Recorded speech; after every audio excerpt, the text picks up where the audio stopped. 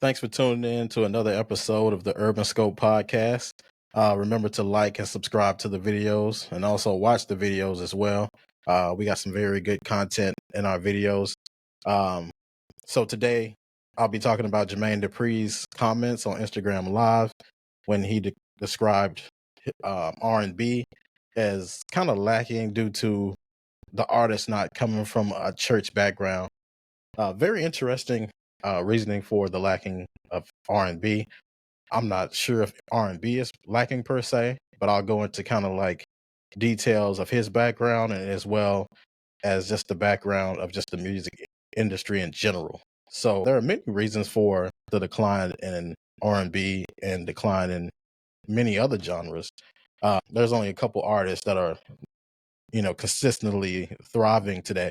So when you think about it, um, you know, there's a lot of different reasons, and we'll get into those. But let me kind of like talk about Jermaine Dupri and his background in music. His background goes all the way back to the '80s, I believe.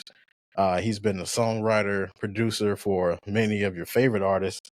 Most noticeably, Usher, um, Criss Cross, which a group he had when they were younger, when they were like teenagers.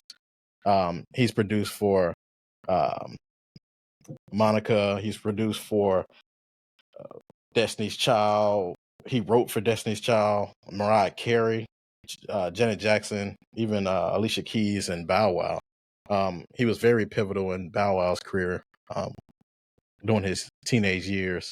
He was known as kind of if you were in a funk, you would go to Jermaine Dupri. He would redo your whole career.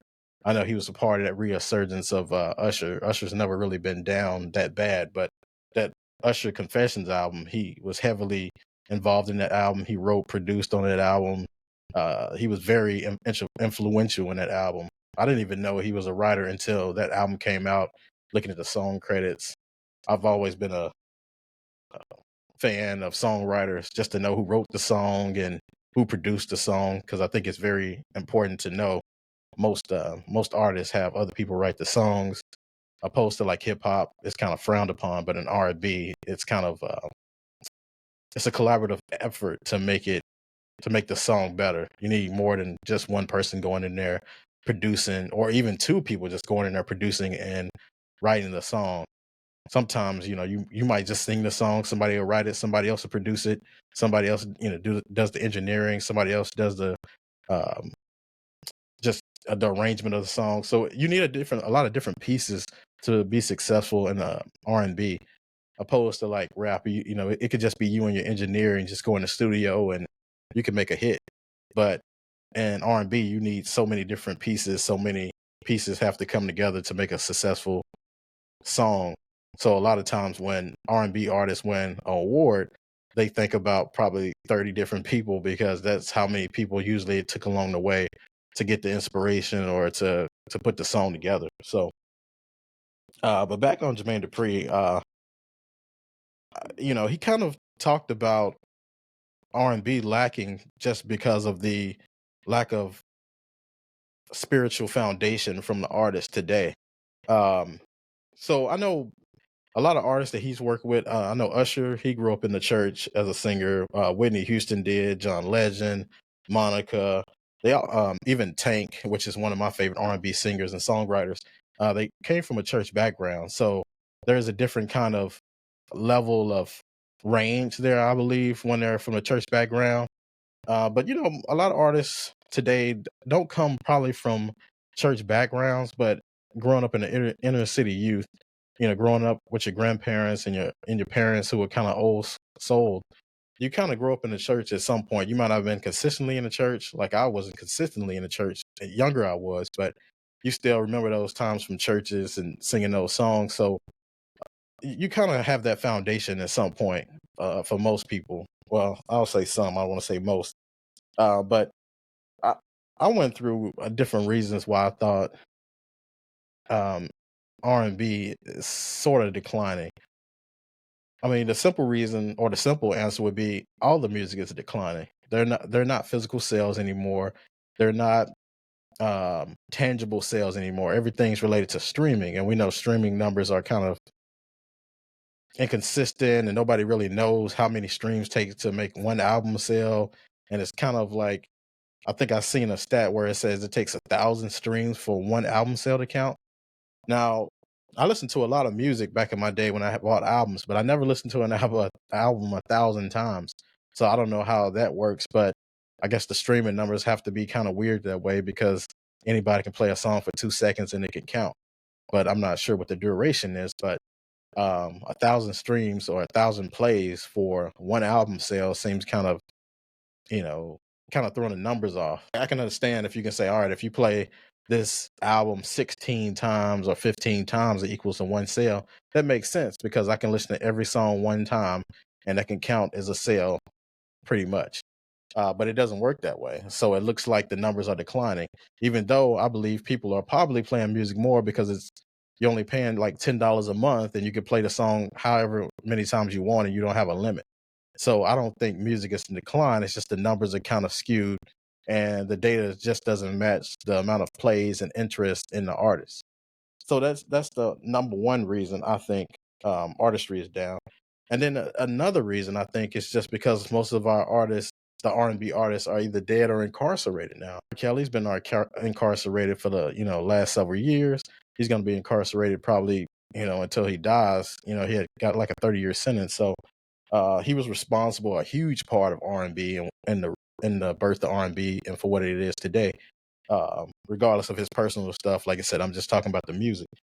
Mariah Carey, I mean, not Mariah Carey, sorry. Michael Jackson and Prince are no longer here. I know they were kind of pop artists, but they did dabble in R&B and they did have influence in the R&B. And for what artists are today, a lot of artists or some artists today have their DNA in their music. So like a Chris Brown, he was heavily influenced by Michael Jackson. And an artist like Frank Ocean he was influenced by Prince. So a lot of artists today are influenced by those, by Michael Jackson and Prince, but they're no longer here. So that kind of affects to it. Um, Whitney Houston and Aaliyah. Uh, Aaliyah died, in the early 2000s. She died in her 20s. She died way before she could reach even her fullest potential, but she had so much stardom and she had so much power. And I believe if she was living today, she would have a lot of influence over today's R&B. And I think she would change the game so much. Same thing for Whitney Houston. Whitney Houston grew up in the church, and she's one of those people like Jermaine Dupri was talking about. I think she would have a heavy influence on artists today, whether it be from afar, whether it be behind the scenes or doing features with artists. I think she would have a big part to play in that role of R&B. Now, I don't think R&B is declining as much as any other genre, but I think all music is kind of declining just because of the streams. But at the same time, the quantity, I think the quantity of R&B has lessened. There's not a lot of artists out there doing it now like they used to. I just listened to Victoria Monet's album that she just kind of re-released and put 10 new songs on it. Now, she's one of those artists who wrote for Ariana Grande, and she was behind the scene writing for other people. And she's a very good artist, and she's a good songwriter. But we don't have many people like her that like her anymore. I think The Dream is still pretty active. He writes a lot of stuff for Beyonce. He was writing for Rihanna when she was still active. So you have to think about like the artist like The Dream. He's not really putting music out for himself, but he's doing things behind the scenes. Um, and same with Neo. He wrote a lot for Beyonce and Rihanna, starting off in Mario's "Let Me Love You," which is one of my favorite songs that he wrote. Um, he's still out as an artist, but he's doing a lot of things behind the scene. And like I always, same argument I make with music, it's not as lucrative as it used to be anymore. So a lot of these artists are dabbling in music and not consistently putting out projects or writing songs for people. And then writing is probably more lucrative being an artist because it gets splits up so many ways. But when you're a writer, you just get your cut and you get out. So it's a lot more lucrative and a less headache, if you're getting your writing credits and stuff like that. So, um, and I think a lot of artists, like the fan base from the '90s, which is like considered the golden era of hip hop and R&B, and maybe TV and music and things like that. I think a lot of the artists, their fan bases from R&B are getting a lot older and maybe are dying out. So that could contribute to the decline of the music.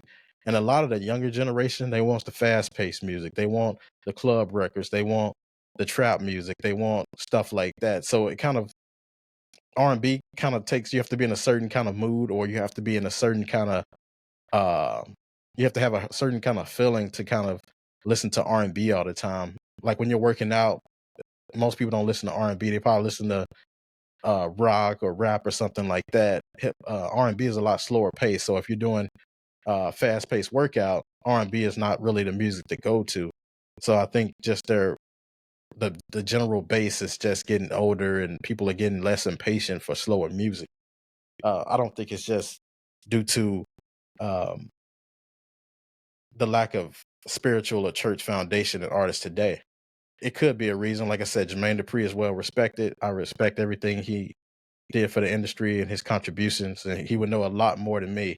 He probably forgot more R&B than I can remember, but that's just a couple of reasons I think, and I think this is probably just temporary. There's going to be another surge of music that comes through, and R&B will be back to its golden era again, I believe. Because, like I said, every artist in '90s had a hit. If you put out a song, you pretty much was going gold or platinum, pretty much. So just tell me what you think about the decline of R&B, and why do you think it's declining? And we'll talk about it. Thanks for tuning in to another episode of the Urban Scope podcast.